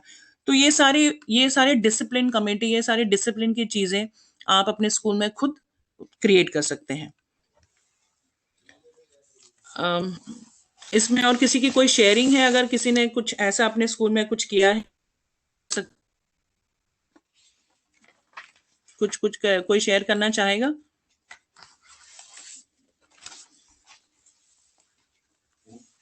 अच्छा, कोई नहीं। मैं तो सिर्फ इतना अपने ही स्कूल के अनुभव से आप लोगों को शेयर करवा रही थी, क्योंकि मुझे जो कहा गया कि मैम आप इतने बड़े स्कूल में कैसे मैनेज कर पाते हैं, बहुत मुश्किल है। और कैसे हमारा 100 या 150 का स्टाफ को यूटिलाइज करना, ये भी एक बहुत बड़ी बात है। देखिए, कई बार होता है क्या है कि स्कूल सिर्फ कुछ लोगों से चलता है या हेड से चलता है, ऐसी बात नहीं है। जब आपके पास पूरी मैन पावर है, तो वो उस रिसोर्स को कैसे आपको अवेलेबल करना है, कि पूरा सपोज मेरे पास 140 का सिर्फ और सिर्फ टीचिंग स्टाफ है, तो ये ना हो कि सिर्फ वो 50 लोग से ही स्कूल चल रहा है। ठीक है, आपके कोर ग्रुप में होगा आपके पास 20 लोग या 30 लोग, आपका सीबीएसई इंचार्ज, आपके होम एग्जाम्स या आपके फैकल्टी इंचार्जेस, लेकिन everybody should have a balance time table. सबके पास इक्वली डिस्ट्रीब्यूटेड टाइम टेबल ऐसा होना चाहिए कि कोई ये ना बोले कि उसके पास ज्यादा पीरियड है, मेरे पास कम पीरियड है, या उसके पास 2 12th है, मेरे पास 1 12th है। इस तरह के कॉन्ट्रोवर्शियल्स आते ही रहते हैं। तो आप लोग टाइम टेबल में जरूर हिस्सा लें, देखिए कि ये है, देखिए कि इसमें कोई मोनोपोली नहीं है, देखिए कि ये बैलेंस्ड है, देखिए कि कोई ज्यादा एक्सप्लॉइट तो नहीं हो रहा। तो ये सारी चीजें आपको कॉन्फिडेंस में रहना है अपने टाइम टेबल इंचार्ज के साथ, अपने एग्जामिनेशन टीम के साथ, क्योंकि आपकी एक टीम बनी होगी जिसके आप एक कोर टीम बोलेंगे, और उस टीम के माध्यम से आप अच्छा स्कूल को result wise, curriculum wise, management wise, leader wise school को, क्योंकि बहुत बार हम अपने स्कूलों में सिर्फ स्कूल हम अपने आप को समझते हैं कि हम तो सिर्फ एक स्कूल को मैनेज कर रहे हैं, सुविधा उपलब्ध करा रहे हैं, लेकिन अब ऐसा नहीं है। आप देखें तो we are called as academic leaders and not as managers, क्योंकि हमें याद है, हम भी जब शुरू शुरू के ट्रेनिंग में गए थे, तो हमने भी उस ट्रेनिंग में यही बोला गया कि इसमें स्कूल रिलेटेड ट्रेनिंग्स तो कुछ भी नहीं है, हम यहाँ से लेके क्या जाएंगे। तो उद्देश्य हमेशा सेमिनार्स का या किसी ट्रेनिंग का यही होता है कि वहां से आपका कुछ टेक अवे हो, कि आप उस टेक अवे को अपने स्कूल्स में, अपने जीवन शैली में या अपने सिस्टम में इनकॉर्पोरेट कर सके और उसमें कुछ चेंजेस अपने हिसाब से ला सके। तो इसीलिए जो भी ये टॉपिक्स उठाए हैं आज, इसमें कोई ऐसी नई बातें मैंने आपसे नहीं कही हैं। हम बहुत समय से पढ़ा रहे अपने स्कूलों में, और हम बहुत बार देखते हैं कि जब वक्त आएगा तब हम कोर्स को खींचेंगे, जब वक्त आएगा तब बच्चों के साथ एक्स्ट्रा क्लासेस लेंगे, या इन क्वेश्चंस में मेहनत कराई जाएगी। लेकिन जब हम इन चीजों को शुरू से ही काम करते हैं, तो हमें ये लगता है लास्ट का वक्त हमारे लिए और इजी हो जाता है। तो एक स्कूल के लिए भी लास्ट का वक्त जो होता है, एक रिवीजन पीरियड होता है। जनरली हमारे स्कूल्स क्या होते हैं कि हम लास्ट के 2 महीने में या 3 महीने में मैराथन रन कर रहे होते हैं, और आरपीवीपीज या एसओएस का जो एक एक है कि वो शुरू से ही कॉन्सेंट्रेट रहते हैं रिजल्ट ओरिएंटेड में। मैं मानती हूँ वहां बच्चे अच्छे आते हैं, लेकिन हम भी ये छोटे छोटे कोशिशें अपने स्कूलों में कर सकते हैं कि वो पूरा 5.5 से 6 घंटे का वक्त अपने स्कूल के लिए कैसे मैनेज कर पाए, टाइम टेबल से लेके, क्योंकि एडमिशन से लेके जो हमारा शुरू के 2 3 महीने, क्योंकि अप्रैल से शुरुआत हो जाती है या मई से हो जाती है, इस साल तो हमारा थोड़ा सा डिस्टर्ब रहा, कि बहुत एक्सटेंडेड रहा, क्योंकि सीबीएसई भी ऐसा काम आ गया है कि सीबीएसई में भी हमारा रजिस्ट्रेशन, फिर सब कुछ ऑनलाइन, फिर हमारा वेबसाइट, हमारा जो साइट है वो भी वीक होने लगता है। तो ये बहुत सारे इश्यूज हैं जो एक टीचर का वक्त खराब करते हैं स्कूल में। तो ये बहुत ज़रूरी है कि आप अपने टीचर्स के साथ समय समय पर बैठे, उनके साथ फैकल्टी मीटिंग्स में बैठे, कितने चैप्टर्स कवर हुए हैं, कहाँ पर मेट्रिक एनालिसिस करिए, समय समय पर मेट्रिक एनालिसिस करें, मिड टर्म के बाद ही मेट्रिक एनालिसिस करें तो आप समझ पाएं। और इस वक्त तो खास तौर पे मेट्रिक एनालिसिस करें जिस तरह से हमें ऊपर से इंस्ट्रक्शंस मिले हैं कि कम से कम एक थोड़ा सा मिनी कुछ तो हम प्री बोर्ड के माध्यम से, चाहे वो बच्चा घर पर ही 3 घंटा बैठ के प्री बोर्ड कर रहा है, लेकिन बच्चे का वो 3 घंटा बैठना, रिकॉल, रिटेंशन, ये सारी चीजें हो पाए, या सिर्फ वो देख के भी कर रहा है, कोई बात नहीं, देख के भी करे तो कम से कम उसके जहन में या उसकी मेमोरी में कुछ तो रिटेन हो रहा है कि वो 20 मार्क्स या 15 मार्क्स लाने जितना वो अपने आप को तैयार कर पा रहा है। तो हम ये बार बार देखेंगे कि करिकुलम और करिकुलम या स्टूडेंट ऑर्गेनाइजेशन, तो सारा बेस, हमारा टाइम टेबल, हमारा कैलेंडर, हमारे करिकुलम इन्हीं इन्हीं पर ही बेस्ड है। तो जैसे मैंने कहा आपको, करिकुलम ऑर्गेनाइजेशन और student organisation, a time table inform students about the time of class period. तो बच्चे के भी ये रहता है कि आज मेरा ये पीरियड है, आज मेरा ये डबल पीरियड है, तो आज मैडम ये कोर्स खत्म कर लेंगे या वो कर लेंगे, ये कर लेंगे। तो एक एक पहले से एक प्लान आउट टाइम टेबल के माध्यम से हमारा जो सिलेबस कंटेंट है वो सारा कुछ हो पाता है, राइट। तो हम नेक्स्ट टॉपिक में चलते हैं। Importance of classroom drafting a timetable. Key points to know while drafting a timetable. Number of subject wise for each class according to CBSE norm. CBSE के अपने ही नॉर्म है, जैसे शायद इंग्लिश को के लिए 6+3 था, प्रैक्टिकल्स के साथ 4 पीरियड्स। ये जो नॉर्म्स हमारे स्कूल में लगभग 48 जो हमारे 48 पीरियड जो बनते हैं हमारे एक हफ्ते के, वो हमारे टाइम टेबल इंचार्ज, हमारे टीचर्स, हमारे HOS वेल वर्स्ड हैं और वो कर पाते हैं। तो effective distribution of classes amongst the available number of suitable teachers. तो जैसे मैं अपना ही उदाहरण लूंगी कि मेरे पास 14 TGT साइंस के पोस्ट हैं और सारे रेगुलर से भरे हुए हैं। तो आप ये देखें कि 6 to 10 मेरे पास 50 सेक्शंस है। तो अब 10th क्लास में भी मेरे पास 12 सेक्शंस है और 14 मेरे पास TGT साइंस है। तो किसी के पास, सभी के पास 10th आएगी, किसी एक के पास 2 9th आएगी, किसी के पास एक 9th आएगी, किसी के पास एक 10th आएगी। तो ये जो इक्वल और डिस्ट्रीब्यूशन है, एक टाइम टेबल इंचार्ज को, एग्जाम वालों को और HOS को जरूर होना चाहिए कि कोई एक्सप्लॉइट ना हो। और ये एक रूटीन में ही होता है, किसी के पास आज 12th है तो नेक्स्ट ईयर उसके पास 11th आएगी, एक 12th आएगी। तो एक ये इक्वल डिस्ट्रीब्यूशन आपको जरूर देखना है। और अगर ये वेल कंस्ट्रक्टेड टाइम टेबल रहेगा तो उसका एक अच्छा फ्लो बना रहेगा, जिससे एक रूटीन बच्चों में और टीचर्स में बना रहेगा। फिर से मैंने जैसे आप लोगों से कहा कि हम सिर्फ एक 8 पीरियड का टाइम टेबल बना के चलते हैं, लेकिन जरूरी है कि आप शुरू से ही 0 पीरियड का बनाएं, रेमिडल का भी बना के रखें और एक्स्ट्रा का भी बना के रखें। वो एक्स्ट्रा क्लासेस जो हैं, आप लोग छुट्टी के बाद जो आधा घंटा टीचर्स जो स्कूल में रुकते हैं उस चीज को इस्तेमाल करें। रेमिडल का मतलब भी यही है कि अगर किसी टीचर का भी 2 पीरियड लगातार खाली है तो भी आप बच्चों को अडॉप्ट कराइए। तो ये छोटी छोटी चीजें जो आप लोग शुरू में ही कर सकते हैं, प्लान कर सकते हैं, ताकि हम वीक बच्चों को ज्यादा वक्त दे पाएं। Periods of extra curricular activities should also be allotted strategically. जैसे हमारा क्लब है, क्लब एक्टिविटीज होता है, तो हम लोग भी सैटरडेज में इन चीज़ों को कर पाते हैं। और जब हम लोग भी स्टूडेंट्स हैं तो हम भी सैटरडे में एक उत्सुकता रहती है कि आज हमारा एक्टिविटी का पीरियड है या क्लब का पीरियड है, या आज कुछ ऐसा होगा जिसमें आज सिर्फ पढ़ाई नहीं होगी, आज तो सिर्फ एक्टिविटी होगी। तो इन एक्टिविटीज के माध्यम से भी हमारा जो एक टीचिंग का टाइम है वो थोड़ा सा इफेक्ट नहीं होता, और बच्चों को जो हम चाहते थे एक करिकुलम के माध्यम से कि ये चीजें होनी है, वो भी हमारा उद्देश्य पूरा हो पाता है। बजाय किसी एक वीक का, हमें वीक में हम अगर ना करके सैटरडेज या फ्राइडेज को, वो आपके ऊपर है कि आप उसको कैसे कर सकते हैं।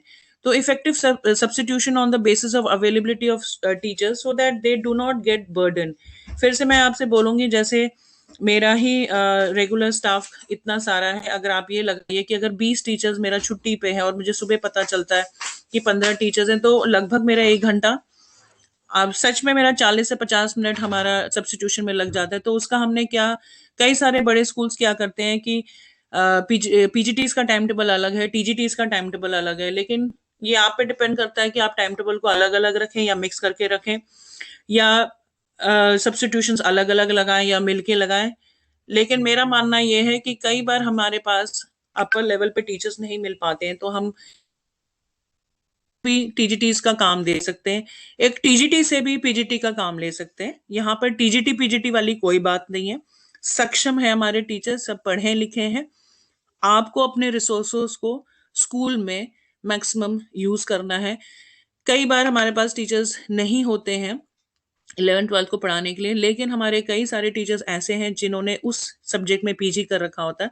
तो हमारे साथी, हमारे एचओएस काफी सक्षम है ये देखने के लिए, क्योंकि हमारे पास ये एक रजिस्टर तो बना ही होता है सारा टीचर्स के क्वालिफिकेशन का, किसने क्या किया हुआ है। तो हमारे पास ये बैकअप में रहता है कि कोई अगर टीचर 2 महीने, 3 महीने, 6 महीने की छुट्टी पे जाता है, तो आप डिमांड कैसे मांगे, या आप हमारे एग्जिस्टिंग टीचर्स में से उन टीचर्स को कैसे यूज करें। क्योंकि अब हमारे एसएमसी फंड से भी ये बहुत ईजी हो गया है कि अगर हमारे गेस्ट टीचर्स तो आ ही रहे, नहीं आता तो हम पड़ोस के स्कूल से भी टीचर्स ले सकते हैं, 3 दिन का प्लेटफॉर्म बना सकते हैं, अपना मॉर्निंग शिफ्ट से, इवनिंग शिफ्ट से भी टीचर्स ले सकते हैं।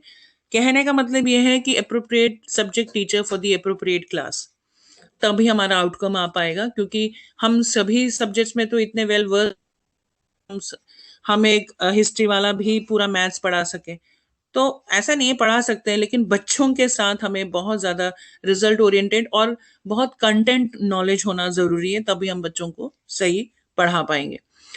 इफेक्टिव सब्स्टिट्यूशन, जैसे मैंने बोला कि हम लोग क्या करते हैं, हम लोग पहले से ही जितने टीचर छुट्टी पे हैं उनका लिख के तो जाते हैं, क्योंकि जो मॉर्निंग में अचानक से फिर कोई सीएल पे है तो उसको हम लोग देख लेते हैं, लेकिन पहले से ही जिनकी छुट्टियां हैं, जिन्हें छुट्टी लेना है या लॉन्ग छुट्टी पे है या जो भी हो, जिन्होंने एडवांस में बता रखा है, तो उसको हम लोग पहले से ही लिख लेते हैं और पहले से ही थोड़ा सा 50% काम लास्ट पीरियड में हम लोग कर लेते हैं, ताकि मॉर्निंग में हमारे ये सब्स्टिट्यूशन आराम से लग पाए।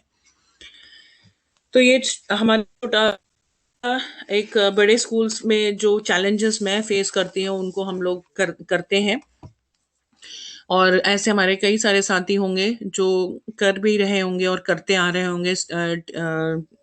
टाइम टेबल देखते हैं या सीबीएसई देखते हैं या एडमिशंस देखते हैं या स्कूल्स को लीड करते हैं, तो हाँ जी सर, कोई कुछ बोलना चाहते हैं? Yes, ma'am. हाँ जी सर। हाँ बोलिए sir. Doing, ma'am. Yes Ma'am, yes sir. yeah, ma'am. Actually, I want to know one thing. For the remedial classes, I just want to know something. How we can manage the remedial classes timetable, because it depends on the situation of the school results, or what subjects should be considered for the remedial classes. That I want to know, because for every classes we cannot take the remedial classes. So what are your opinions regarding the अच्छा Mahesh sir, आप Mahesh sir हैं? yes, good ma'am. Afternoon sir. Good afternoon sir. Yes Good sir, afternoon. Remedial classes, good afternoon. Remedial classes, extra classes sir एक head के ऊपर ही है, आप ही के ऊपर है। आप वो वक्त कब देना चाहते हैं, कब बुलाना चाहते हैं, based on the consent of the parents. बच्चे रुके, मैंने जैसे नहीं बोला सर, ये कोई जरूरी नहीं है, आप अपना रिजल्ट खुद देखिए कौन से सब्जेक्ट में वो वीक है। But some teachers are arguing now on that that these subjects are also important for them. Actually, in Sanskrit or Hindi also, they are just yes sir, yes middle classes. Sir, आप So on बिल्कुल that ले सकते हैं। Yes sir, आप बिल्कुल कर सकते हैं, तो आपको आइडेंटिफाई करना। हाउ कैन यू से हिंदी और संस्कृत की जरूरत नहीं है? So we can also manage the remedial classes in Hindi subject or Sanskrit subject also. Definitely sir, nobody is going to stop you. Okay, ma'am. Thank you, ma'am. Thank you. Okay, thank you sir, thank you sir. We move to next topic, I believe. Anybody else has any issues? Because आज हमारा ये जो topic है ये काफी generic है और आप लोग इन सब चीजों को प्रैक्टिस कर रहे हैं अपने स्कूल में, लेकिन अगर किसी के पास ऐसा कुछ है शेयर करने के लिए जो हम भी आपसे ले जा सके अपने स्कूलों में, तो वो शेयर करें। हम अब लास्ट टॉपिक में आते हैं, क्लासरूम I ऑब्जर्वेशन want में। हाँ जी सर, कोई है? ओके। तो हम क्लासरूम ऑब्जर्वेशन में आते हैं, तो एक अजीब सा एक फॉर्मल एक इनफॉर्मल ऑब्जर्वेशन जिसे हम कहते हैं कि क्लासरूम में एक ऑब्जर्व किया जाए। जैसे बीएड में हम लोगों ने हम अपने साथी को बैठ के ऑब्जर्व करते हैं वो किस तरीके से पढ़ा रहे हैं। तो पहली बार तो किसी काम को जब सीखते हैं तो पहले देखकर ही समझा जाता है, लेकिन जब हम अपने आप पढ़ाने आते हैं तो फिर एक 2-3 मिनट के बाद हमारी एक अच्छा सा रिदम या फ्लो बन जाता है। लेकिन कई बार क्लास इतना डिस्टर्बिंग रहता है कि आपका ना वो फ्लो बन पाता है, या आपकी क्लास को कोई ऑब्जर्व करता है तो आप अचानक से इतने नर्वस हो जाते हैं, या जो चीज अपनी क्लास में करना चाहते हैं वो कर नहीं पाते हैं। कई सारे साथी को ये भी ऑब्जेक्शन था कि क्लासरूम्स में कैमरे नहीं लगने चाहिए, क्योंकि that is not up to the mark. हम अपनी क्लास में कुछ भी, बट में कैमरा होने से हमारे और फायदे हैं। आप ये ना सोचें, अगर आप बेस्ट प्रैक्टिसेस कर रहे हैं, you are confident and you are actually doing loyal to your service, तो आपको डरने की ऐसी कोई बात नहीं है। बजाय एक हेड्स को या स्कूल को बहुत सेफ्टी एंड सिक्योरिटी इश्यूज से कैमरे के होने से बहुत फायदा होता है। चलिए हम क्लासरूम ऑब्जर्वेशन में आते हैं, तो ये मोटा माटी हम देखते ही हैं कि are we using the audio visual aids, are we making the classroom interesting. एक टीचर अपनी क्लास को कैसे इंटरेस्टिंग बना रहा है, पूरे 60 या 70 या 50 या 75 का सेक्शन को कैसे होल्ड करके है और अपने अपने कंटेंट को पूरा डिलीवर कर पा रहा है। कई बार हमारे नए बच्चे जो प्रमोट होके आते हैं या फ्रेश ज्वाइन करते हैं तो वो थोड़ा हेजिटेंट होते हैं और बहुत बार नहीं समझ पाते या नहीं पढ़ा पा रहे होते हैं। तो ऐसे समय पर आप अपने साथियों से और भी टीचर्स को बोलिए कि उनकी क्लास ऑब्जर्व करें।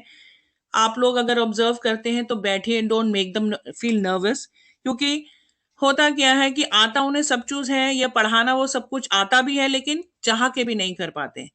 बस एक हेड के लिए उसका उद्देश्य क्या है कि वहां पर लर्निंग हो रहा, आउटकम हो पा रहा है कि नहीं, उसका क्रिटिकल फीडबैक हम एक टीचर को दे पाए कि आपकी ये चीजें ठीक नहीं है। तो अन्यथा ना लेके, क्योंकि हमारी डायरीज में भी ये लिखा हुआ है एचओएस फीडबैक, यानी एचओएस को भी हफ्ते में 4 से 6 मिनिमम 2 क्लास ऑब्जर्वेशन करनी है। तो कई बार हम क्या करते हैं, सिर्फ एमआईएस में भरने के लिए उसे अपलोड कर देते हैं, लेकिन actually we are not. But we also know a good head of the school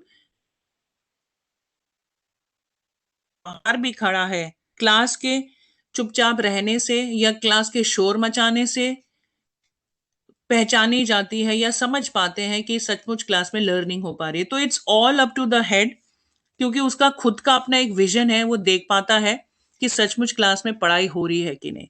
you have your own ways of monitoring the class, you have your own way of having a connect between your self and your students. आप monitors के साथ, बच्चों के साथ बात कर सकते हैं कि मैडम कैसे पढ़ा रहे हैं, सर कैसे पढ़ा रहे हैं, सर क्लास में टाइम से आते हैं, क्लासरूम में कॉपियां चेकिंग करते हैं या सिर्फ पढ़ाते हैं। So all those feedback you can also take it. So it's not very necessary that you go and sit for an entire 40 minutes and make the teacher nervous. तो ये तो मेरी एक सजेशन है। बाकी आप लोग बाहर भी खड़े रहेंगे, at least I do it like that. जो मैं प्रैक्टिस करती हूँ, मैं इस चीज को बताती हूँ कि मैं क्लास टीचर को बिल्कुल डिस्टर्ब नहीं करती हूँ, क्लास के बाहर खड़े रह के भी उसको ऑब्जर्व कर लेती हूँ। लेकिन अभी मैं थोड़ी देर में एक वीडियो जो आप लोगों के साथ शेयर करूंगी, इस वीडियो के माध्यम से मेरा भी आउटलुक काफी चेंज हुआ कि एक क्लासरूम ऑब्जर्वेशन एक्चुअल में है क्या for a teacher and for a head. तो आप लोग जरूर इस वीडियो को भी देखें, फिर इस पे हम लोग आते हैं दोबारा से। So we can play the video.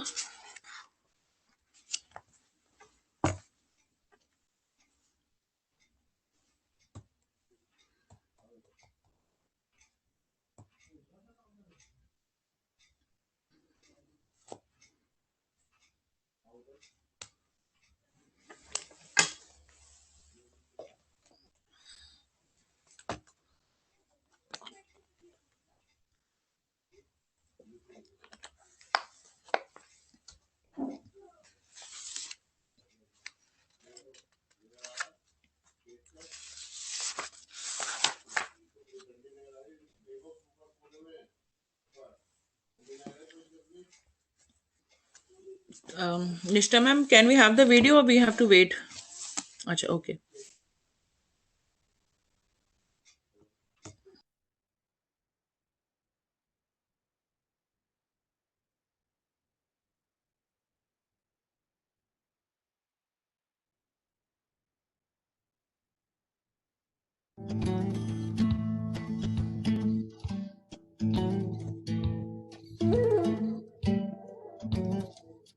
Observation is a powerful tool for teachers.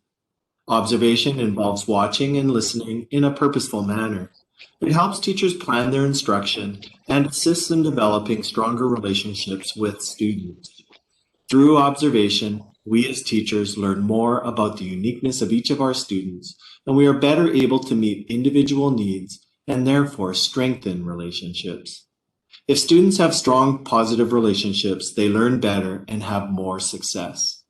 Many of the leaders in the field of FASD say, our kids will teach us all we need to know about how to teach them if we just take the time to observe closely. Effective classroom teachers seek out as much information as possible about their students and use this information to guide their interactions with each student. Effective observation is easy to do and provides valuable information about the student's strengths, their needs, their learning style, their preferred activities or subjects, and their friends. Teachers also learn about the student's best or most difficult time of the day, how the student copes with unstructured times, who the peer group is, the student's eating habits and general hygiene, the time in the day when the student's activity level increases or decreases. Observation also provides information about situational causes of behavior and allows teachers to look for ways to proactively prevent challenging behaviors from happening. For example, a teacher notices that his student is getting himself into conflict situations when the class moves from the classroom to the gym. The student and the teacher are upset and frustrated by this ongoing difficulty. The teacher shares his concern with a colleague who suggests observing what happens before the class even leaves the classroom. The teacher observes many behavioral triggers that provide ideas for proactive strategies. For example, he notices that his system of lining up by rows results in the student ending up too close to another student who can set him off. The teacher also notices that the sudden announcement of the transition upsets the student.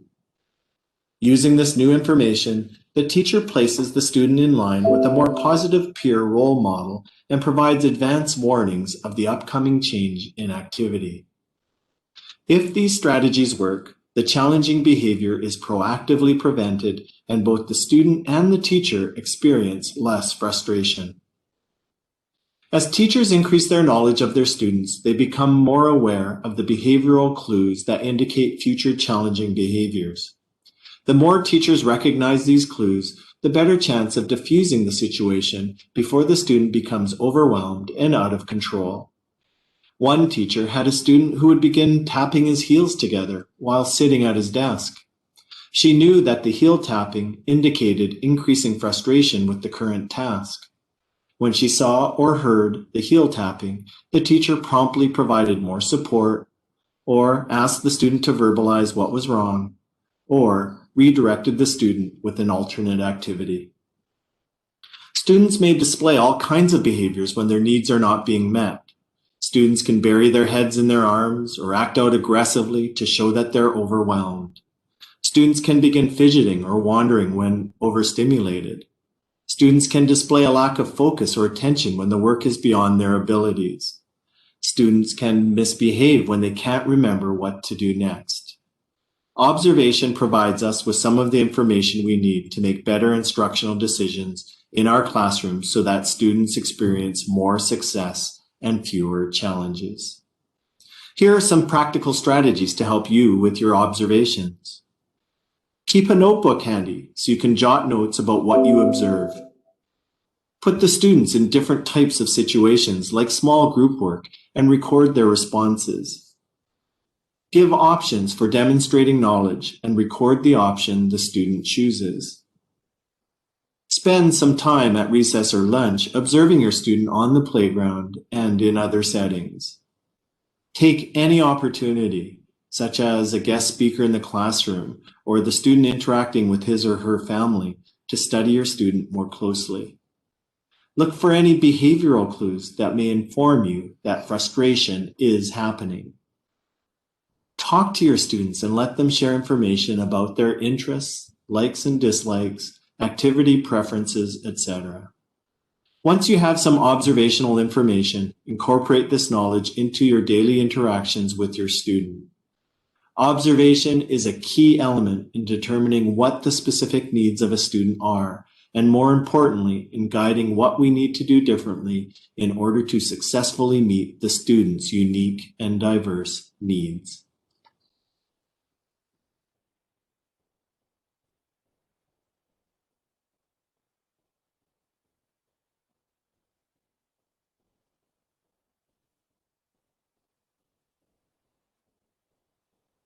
चलिए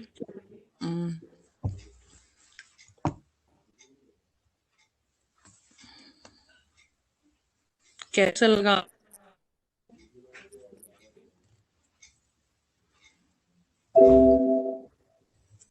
कैसा लगा आप लोगों को ये video? आप लोग कुछ इसमें शेयर करना चाहेंगे?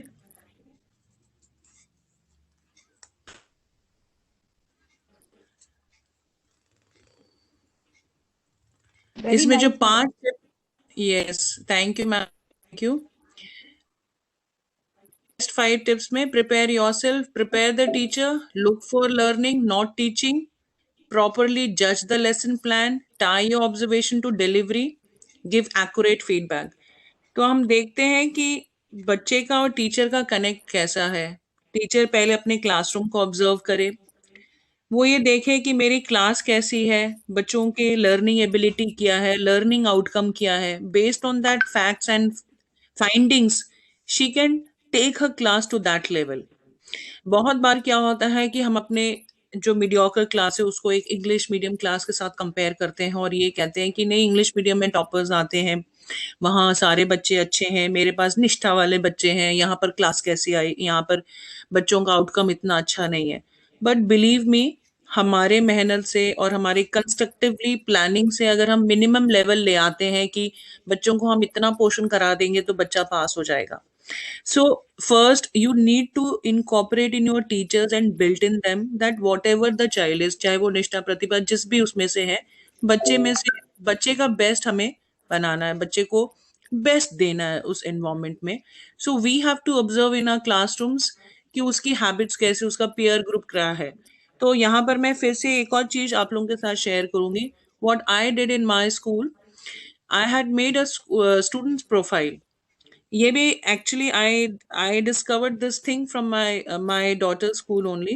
We had to sign in the students profile. तो क्लास टीचर ने student profile wherein she had pasted the child's photo, बच्चे की सारी information, like she has been given a register, उनका अपना जो भी स्कूल से जो रजिस्टर मिला होगा. तो एक बच्चे के ऊपर 2 या 3 पेज का पेज होता है, बच्चे का profile, name, date of birth, parents, occupation, ये सारी चीजें, एंड सब्जेक्ट वाइज उसमें कमेंट्स टीचर्स ने अपने हाथ से लिखा हुआ होता था. तो every PTM when we used to go to there, when we go for the PTM, तो जब टीचर का वो फीडबैक होता क्या है ना, एक क्लास टीचर बोलता है कि आप उस भी सब्जेक्ट टीचर से मिल लीजिए, लेकिन बहुत बार पेरेंट्स जल्दी में होता है और वो मिलता नहीं है. सिर्फ अपना क्लास टीचर से जो भी जरूरी चीज है वो बात करा, फीडबैक लिया, पीटीएम में अटेंडेंस हो गई, साइन किया, चले गए. लेकिन हम सब्जेक्ट टीचर के पास नहीं जाते. तो इस चीज को शॉर्टन अप करने के लिए या एक जिस्ट में लाने के लिए, what I also learned from that school, that all the subject teachers had written in their own writing कि so and so उसका पार्टिसिपेशन ठीक नहीं है, वो क्लास में में पार्टिसिपेशन नहीं रहती है, व्हाटएवर, मतलब जो भी कमेंट सब्जेक्ट वाइज उसके लर्निंग आउटकम जो था उस सब्जेक्ट के प्रति या उसके व्यवहार के प्रति या उसके रेगुलराइजेशन के प्रति, whatever he or she had penned it down. So I also did in my school, and believe me, जब पेरेंट्स स्कूल आते थे तो एक ही 5 मिनट में या 10 मिनट में क्लास टीचर जब उस में साइन करवाती थी तो उनके लिए बहुत अच्छा फीडबैक था। और एक मानती हूँ कि एक टीचर के लिए काम बढ़ा, because their way hesitations in my staff also कि मैम एक क्लास टीचर के लिए काम बढ़ गया।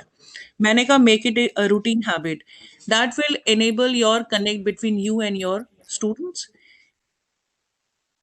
को भी क्रिएट कर पाते हैं। बहुत बार कई बार हम अपने बच्चों को किसी कॉम्पिटिशन्स के लिए भेजना होता है तो हम क्लब एक्टिविटीज या स्कूल में कुछ ऐसे हो रहे चीजों से समझ पाते हैं कि ये बच्चा इसमें अच्छा, वो बच्चा उसमें अच्छा है। So we also have to identify the potentials and the abilities in our students.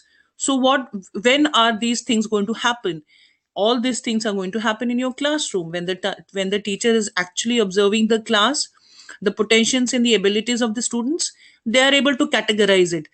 So now she started putting it down in her profile ki she does a very good role play, she is good in dramatic, she is a very good orator, she can speak well, she can perform well, her calligraphy skills are good and all that. So when these positivity came on that student profile register, so that was awesome. Matlab, when I also saw in my teachers doing it, so I liked it. And उसी में आप parents का feedback ले लीजिए, तो parents can also right the feedback. तो एक suggestions जो आ जाता है पेरेंट्स की तरफ से कि ऐसा और भी कुछ होना चाहिए। So the school and the team of teachers and as you heads have to constantly move towards enhancing the school system कि आपका भी योगदान क्या हो सकता है। So they also observe us, वे टीचर पेरेंट भी ऑब्जर्व करते हैं ये टीचर ऐसा है या बच्चा ऐसा है, तो we can also take this suggestions. ऐसा कुछ नहीं तो यूजली क्या होता है सजेशन में पेरेंट्स इस तरीके से लिख के चले जाते हैं, स्कूल साफ सुथरा नहीं था, टॉयलेट साफ सुथरा नहीं, दीज आर ठीक है, these are all basic communities and we are all doing it. आज कोई भी स्कूल ऐसा नहीं है कि वो साफ सुथरा नहीं है, या कोई भी टॉयलेट ऐसा नहीं है कि वो साफ सुथरा नहीं है, gone are the days.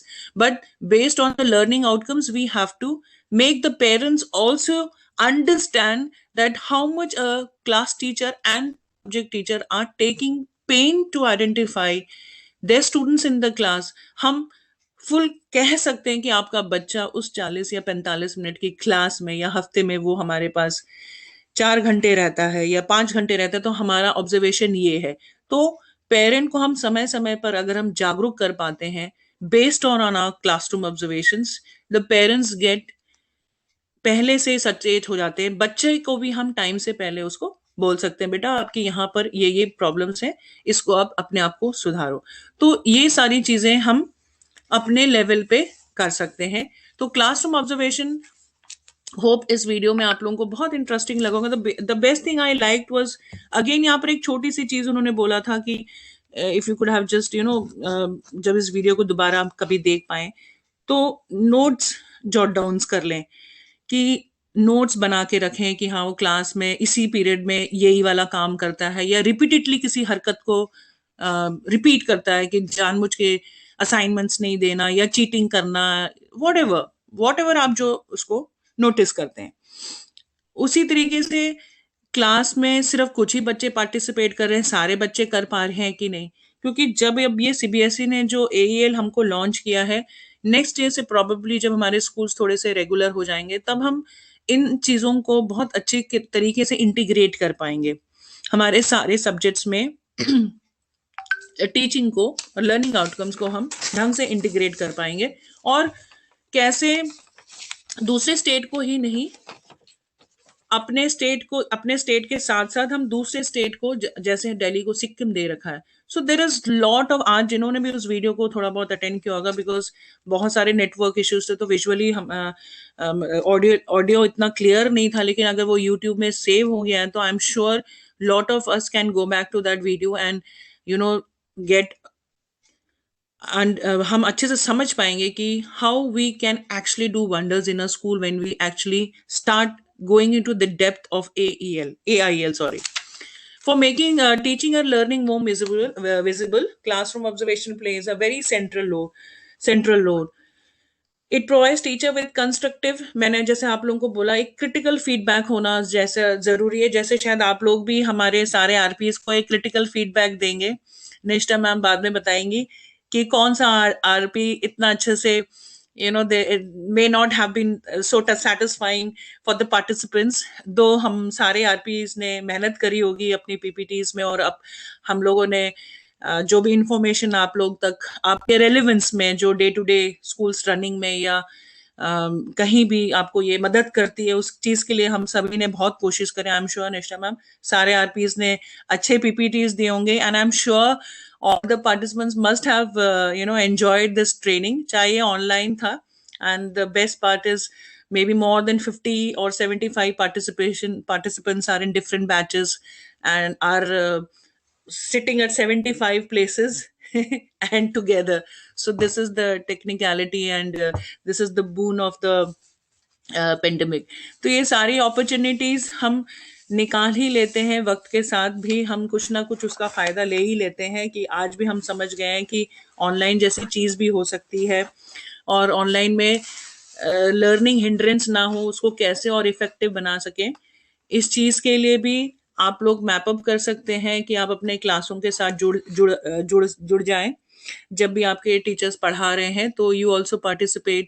So these are the few things which we have been asked by our departments, that as heads and as senior most teachers, as vice principals, we need to adopt our classes, जहां आपको लगता है कि आप एक class group में जुड़ के उन बच्चों के साथ जुड़ सके, आप रेगुलर पीटीएम कर सकें अपने बच्चों के साथ, चाहे आप ऑनलाइन पीटीएम करें, इट्स नॉट नेसेसरी कि आप पेरेंट्स को स्कूल में बुलाएं, बच्चों के साथ इंटरेक्ट करें, but if I think we can just pick up 5 children in a day and keep speaking to our board classes or other classes, so that just creates a connect between me and our students and our teachers. तो ये मोटा माटी हम लोगों ने जो शुरुआत से हम लोगों ने चीजें शुरू करी, ending up with the classroom observation. So we find it very interesting that बच्चे नहीं है तो हम खाली क्लासरूम्स को क्या ऑब्जर्व करें. So but still we still can observe in our own WhatsApps, in our own जो उनके काम आते हैं, बच्चों के काम में उनके जो प्रोजेक्ट्स आएंगे, so on that ये सारी छोटी छोटी चीजों से ही हम अपने स्कूल्स को दूर से ऑब्जर्व कर पा रहे हैं, देख पा रहे हैं, और कुछ नया करने के लिए सभी एचओएस और सभी हमारे नए वाइस प्रिंसिपल जो आए हैं और इस नए पद में आए हैं, और वो लोग देख रहे हैं कि कैसे टीचिंग से अब हम एडमिनिस्ट्रेटिव में आए हैं, लेकिन फिर भी टीचिंग नहीं छूटना चाहिए, ताकि आप अपने सब्जेक्ट के साथ और अपने टीचर्स के साथ जुड़े रहें, तभी आप एग्जीक्यूट कर पाएंगे नए नए चीज़ों की. सो आई थिंक क्लासरूम ऑब्जर्वेशन में I gave you the main important things कि कैसे ऑब्जर्वेशन के माध्यम से हम क्लासरूम में बच्चों को आइडेंटिफाई कर पाते हैं और उनके लर्निंग आउटकम्स को. और अभी इस पेंडेमिक में टेक्नोलॉजी ने is teaching extremely important as it has become a new norm for imparting knowledge.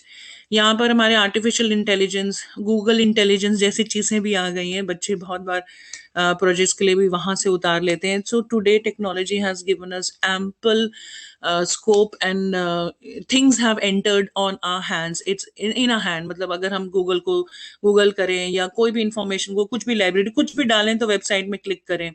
So actually हमारे वक्त और बच्चों के वक्त में पढ़ने का, समझने का स्तर काफी आगे निकल गया. आज अगर टीचर नहीं भी है तब भी पढ़ने वाले बच्चे किसी भी बाईजूस या ऐसे कई सारे चीजें हैं, ट्यूशन क्लासेस या जो भी ऐसी क्लासेस उनके साथ जुड़ के उन चैप्टर्स को समझ पा रहे हैं.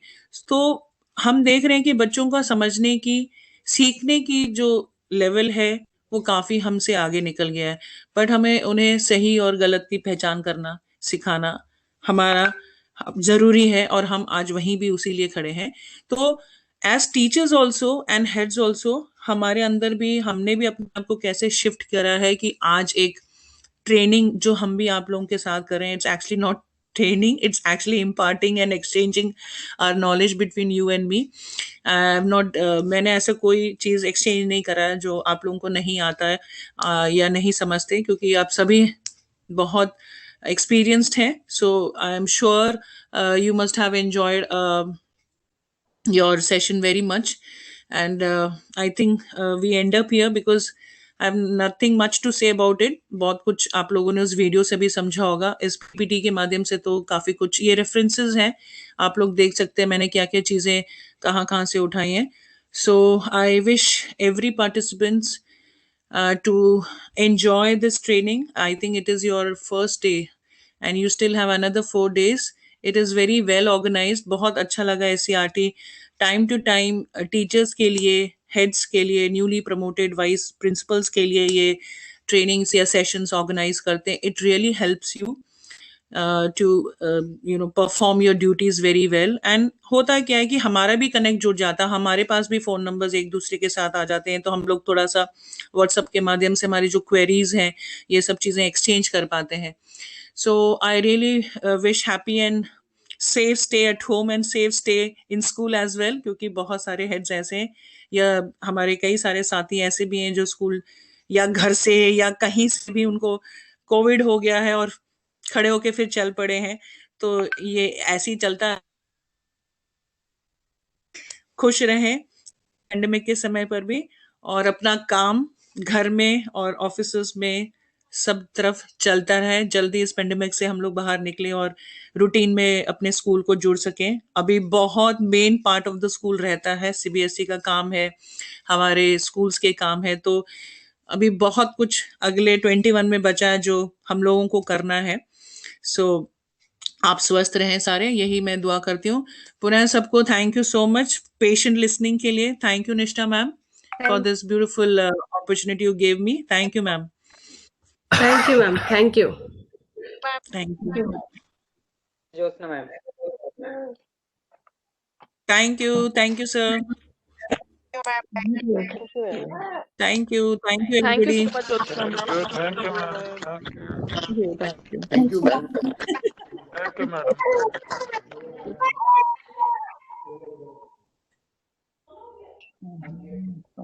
किसी पार्टिसिपेंट्स को अभी कोई डाउट है या कोई क्वेरी है जो अभी पूछना चाहते हैं वो ज्योत्सना मैम से, तो यू आर वेलकम.